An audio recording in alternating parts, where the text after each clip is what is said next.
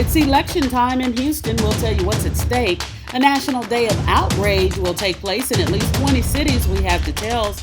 And Donald Trump equates his plight to lynching. The story's coming up.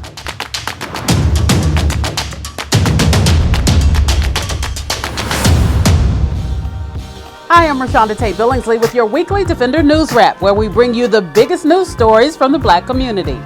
Houston area voters head to the polls on Tuesday, November 5th to help shape the city's future. We'll elect a mayor, city council members, HISD, and Houston Community College board trustees. Metro is also asking voters to approve a $3.5 billion bond measure to help pay for projects. And then there are 10 proposed amendments to the state constitution. So what time are you heading to vote? Because you are planning to vote, right? By the way, pick up this week's Defender and see the list of Black candidates on the ballot. A social justice organization called Until Freedom is holding a day of action around the country on Monday. The National Day of Outrage will take place in at least 20 cities and will honor Atatiana Jefferson, the woman killed in her home by police in Fort Worth recently.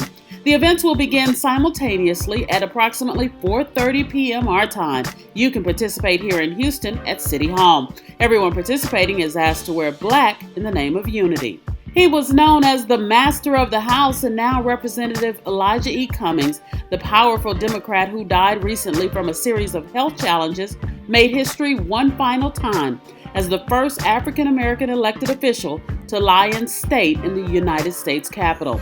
The 68-year-old was memorialized by congressional leaders in both parties as a friend, a man of faith and dignity, and a dedicated public servant. Y'all's president is pulling out his victim card again. Donald Trump reached back to some of the darkest annals of U.S. history this week, comparing his legal predicament to the violent deaths of Americans brutalized by lynchings. In describing his impeachment as a lynching, Trump managed to again prompt a political firestorm around race while frustrating members of his party and drawing condemnation from lawmakers who hold his political fate in their hands. Even if you try to defend him, which some GOP leaders did, Trump's claim was ill-informed at best and racist at worst. It denigrated the fates of real lynching victims. We're surprised that Trump would do such a thing, said no one ever.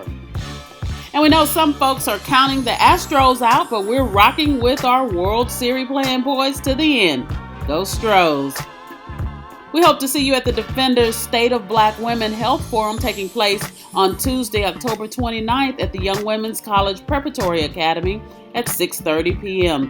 And we have you covered if you're looking for some other events. On Friday, November 1st, Let the Fashions Begin Incorporated will host the 20th Annual Men of Substance Gala.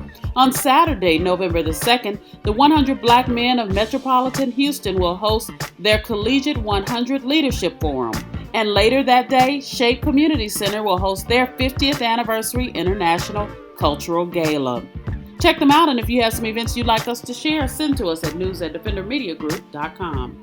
It's a wrap. Make sure you're following us at Defender Network on Facebook, Instagram, and Twitter. And join us here next week for all your Defender highlights.